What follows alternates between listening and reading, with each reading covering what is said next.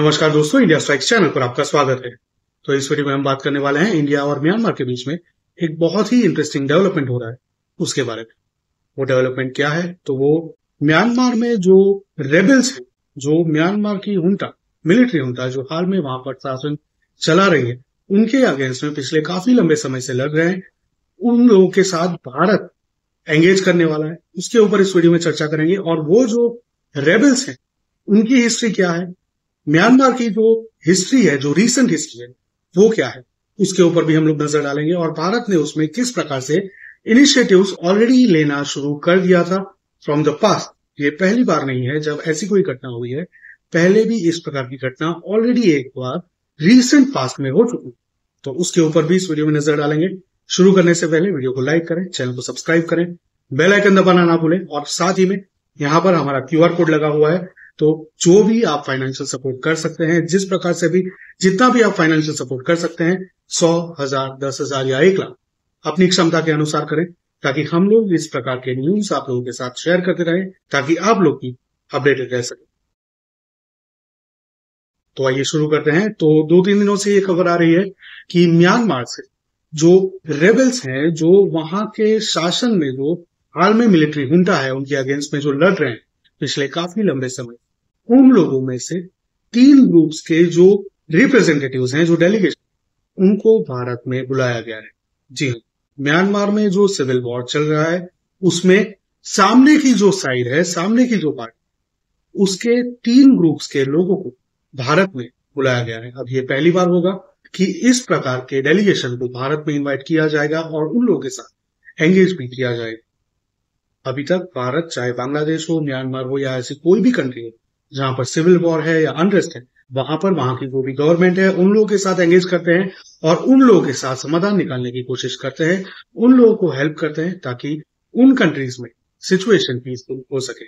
लेकिन यहाँ पर भारत ने ऑलरेडी उस प्रकार के प्रयास किए हुए हैं पास्ट में, जिसकी हम लोगों को ज्यादा खबर नहीं पड़ती है, लेकिन फिर आगे ऑलरेडी इस प्रकार के एफर्ट्स किए गए हैं। और म्यांमार एक ऐसा कंट्री जिसकी 1600 प्लस किलोमीटर की बॉर्डर भारत के साथ डायरेक्ट लगती है, तो उसी के चलते म्यांमार भारत के लिए बहुत ही इंपॉर्टेंट हो जाता है।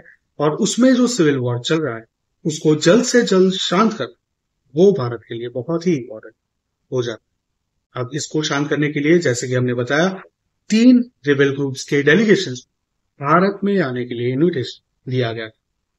ये इन्विटेशन दिया गया है मिड नवंबर के लिए, जब भारत में दिल्ली में ICWA के द्वारा एक सेमिनार ऑर्गेनाइज किया जाने वाला है। ये जो सेमिनार है, उसका जो टाइटल रहेगा वो रहेगा कॉन्स्टिट्यूशनलिज्म और फेडरलिज्म, और ये ऑर्गेनाइज किया जा रहा है ICWA के द्वारा। ICWA का फुल फॉर्म है Indian council of world affairs. ये एक गवर्नमेंट फंडेड ऑर्गेनाइजेशन है जो ये पूरी इवेंट ऑर्गेनाइज कर रही है। और इसमें म्यांमार के रिबेल्स के साथ बात करने के लिए प्रेजेंट होंगे खुद none other than doctor S Jaishankar.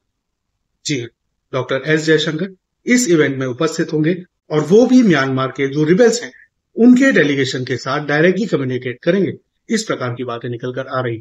अब पूरे म्यांमार में कई सारे रिबेल ग्रुप्स हैं जिन्होंने 2021 के कू के बाद, जिस कू आंग सान सू की जो गवर्नमेंट थी, जो इलेक्टेड गवर्नमेंट थी, उसको हटाकर मिलिट्री रूल इंप्लीमेंट कर दिया, उस कू के बाद कॉन्स्टेंटली जो लोग लड़ रहे हैं वहां की प्रशासन के साथ, वहां के एडमिनिस्ट्रेशन के साथ, उसमें अलग अलग प्रदेश के कई सारे रिबेल ग्रुप उपस्थित हैं।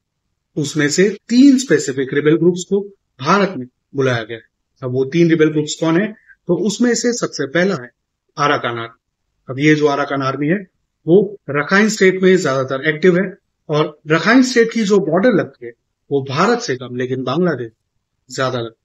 अब आप ये सोच रहे होंगे कि आराकान आर्मी को क्यों बुला रहे हैं, अगर वो भारत के साथ ज्यादा बॉर्डर शेयर नहीं कर रहे हैं तो आराकान आर्मी वहां का एक बहुत ही प्रोमिनेंट रिबेल ग्रुप है।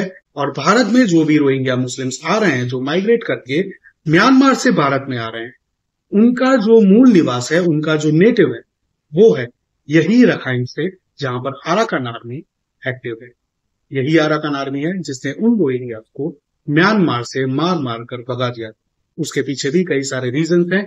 उसमें वहां पर एक और संस्था है जो कि मुस्लिम ऑर्गेनाइजेशन है, आरसा, जिसका जो लीडर है, जो फाउंडर है, वो बेसिकली एक पाकिस्तानी है। उसके बारे में हमने आपको एक आगे के वीडियो में कुछ महीनों पहले बताया था, ARSA के बारे में, अराकान रोहिंग्या सैल्वेशन आर्मी के बारे में।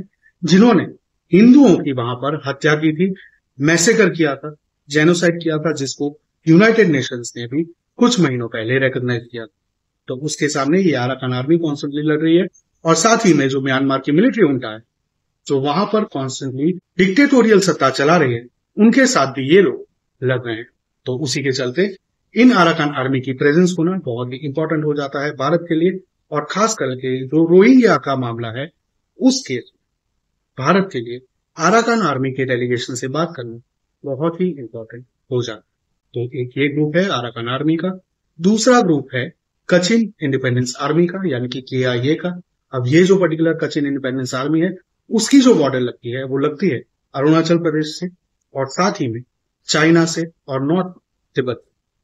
तो ये जो स्टेट है कचिन, ये नॉर्थ का रीजन है म्यांमार का, उसको कवर करता है, और वहां से ज्यादा घुसपैठ नहीं हो रही है, लेकिन फिर भी भारत की जो बॉर्डर लगती है और साथ ही में चाइना की जो बॉर्डर लगती है, और उसमें से घुसकर जो चाइनीज हथियार म्यांमार में आ रहे हैं और म्यांमार से होकर भारत के नॉर्थ ईस्ट के स्टेट्स में आ रहे हैं, उन लोगों को कवर करने के लिए, उनको रोकने के लिए KIA से कम्युनिकेट करना बहुत ही इंपॉर्टेंट हो जाता है। तो उसी के चलते ये KIA कचिन इंडिपेंडेंस आर्मी के साथ भी भारत के लोग बात करना चाहते हैं, जिसके चलते उनको मिड नवंबर में ये जो सेमिनार है उसमें बुलाया गया है। तीसरा जो ऑर्गेनाइजेशन है वो है CNF।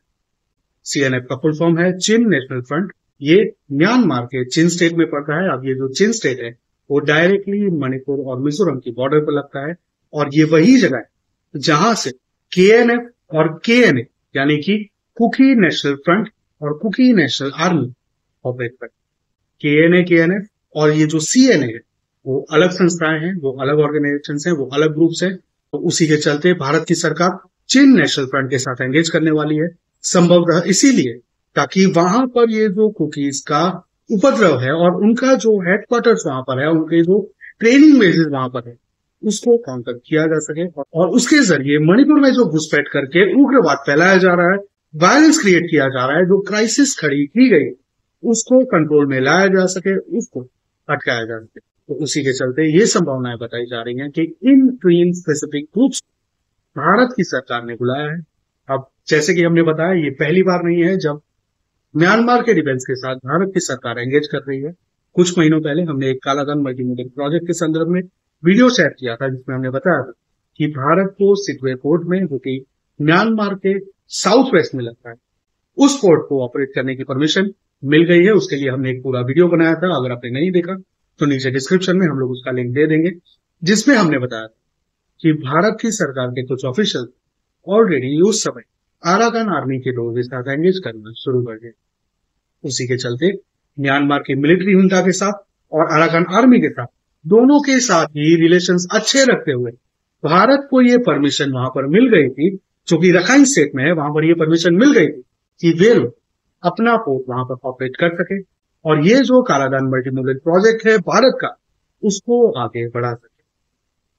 भारत के साथ चाइना का भी एक वहां पर BRI का एक्सटेंशन चलता है, एक और प्रोजेक्ट है जो वहां पर चल रहा है, लेकिन चाइना के उस प्रोजेक्ट को हेड्स अप अभी भी नहीं मिल पाया। तो चाइना का वो जो प्रोजेक्ट है वो अभी भी रुका हुआ है, जहां पर उसके सामने भारत का जो कालादान मल्टीमोडल प्रोजेक्ट है उसके ऊपर ऑपरेशंस कुछ महीनों पहले ऑलरेडी सक्सेसफुली स्टार्ट हो गए।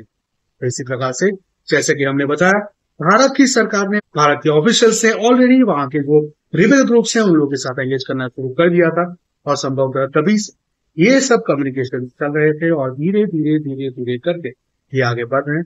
ये जो हाल में वहां पर क्राइसिस सिचुएशन खड़ी हुई है, सिविल वॉर खड़ी हुई, वो खड़ी हुई, उसको नाम दिया गया है ऑपरेशन 1027, क्योंकि वो खड़ी हुई थी 2023 में, यानी कि पिछले साल अक्टूबर 27।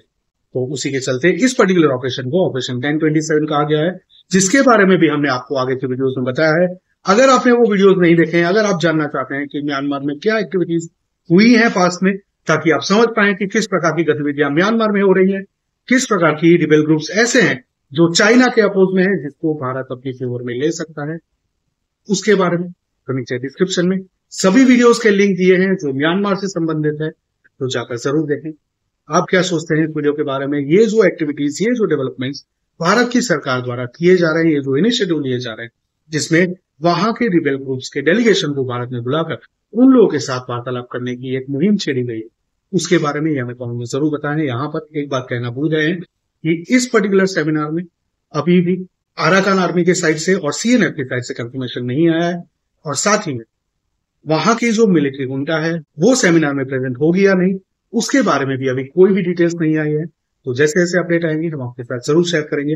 आप क्या सोचते हैं इसके बारे में, हमारे साथ कमेंट में जरूर साझा करें। वीडियो को लाइक करें, चैनल को सब्सक्राइब करें, बेल आइकन दबाना ना भूलें, और यहाँ पर जो क्यूआर कोड दिया गया है उसको स्कैन करके हमको फाइनेंशियल सपोर्ट प्रोवाइड करें, ताकि हम लोग आपके साथ इस प्रकार की डिटेल्स ला सके जो आप लोगों को कहीं पर भी मेल से मीडिया में या आमतौर पर जानने को या देखने को नहीं मिलती।